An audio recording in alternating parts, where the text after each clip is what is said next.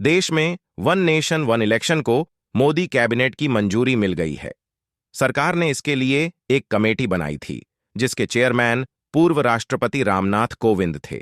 कोविंद ने अपनी report Modi cabinet को सौंप दी और इसके बाद उसे सर्वसम्मति से अमंजूर कर लिया गया, मोहर लगा दी गई। यह करके मोदी सरकार ने अपना पहला कदम चल दिया है।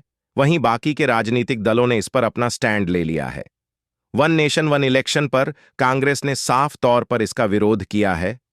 वही बसपा सुप्रीमो मायावती ने पार्टी के अध्यक्ष से लेकर सभी नेताओं ने वन नेशन वन इलेक्शन का विरोध ही किया। कांग्रेस अध्यक्ष मल्लिकार्जुन खड़गे ने कहा कि देश की जनता इसे मानने वाली नहीं है। यह सिर्फ चुनाव के लिए मुद्दा बनाकर लोगों को डाइवर्ट करना चाहते हैं। एक देश एक चुनाव प्रैक्टिकल नहीं है। वहीं इस पार्टी के बाकी के नेताओं ने भी इसका पूरा विरोध किया है। सरकार को बसपा का समर्थन जरूर मिला है।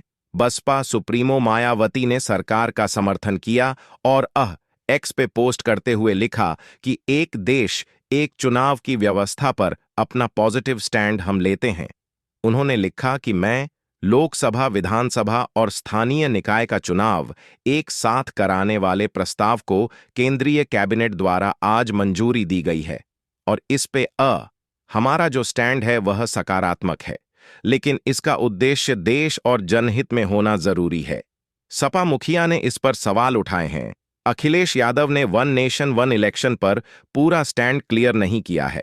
पार्टी के मुखिया अखिलेश यादव ने भले ही ट्विटर 4J की अगर किसी राज्य की चयनित सरकार गिरवा जाएगी तो क्या पूरे देश के चुनाव फिर से होंगे, और इसके साथ ही उन्होंने पूछा कि अगर किसी राज्य में राष्ट्रपति शासन लागू होने पर क्या जनता की चुनी सरकार को वापस आने के लिए अगले आम चुनाव तक का इंतजार करना पड़ेगा या फिर पूरे देश में फिर से चुनाव होगा।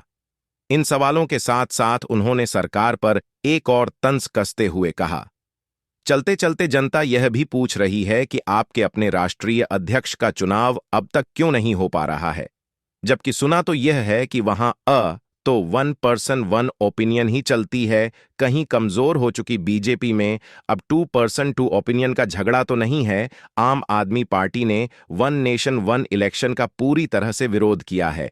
पार्टी के नेता और आप सांसद संदीप पाठक ने कहा कि पूरे देश में एक साथ चुनाव कराने की मोदी सरकार का यह जुमला है और यह दिल्ली विधानसभा चुनाव को टालने की एक साजिश है। उन्होंने कहा कि बीजेपी अपनी गुंडागर्दी चलाना चाहती है। आम आदमी पार्टी इसका विरोध जरूर करेगी। तो अलग अलग विपक्षी पार्टियों का अलग अलग स्टैंड है, लेकिन सबसे चौंकाने वाला स्टैंड जो है वह सपा का देखने को मिल रहा है, जिन्होंने सवाल तो पूछे हैं लेकिन यह बताया नहीं कि वो इसके विरोध में है या फिर समर्थन में। अगर आप यह वीडियो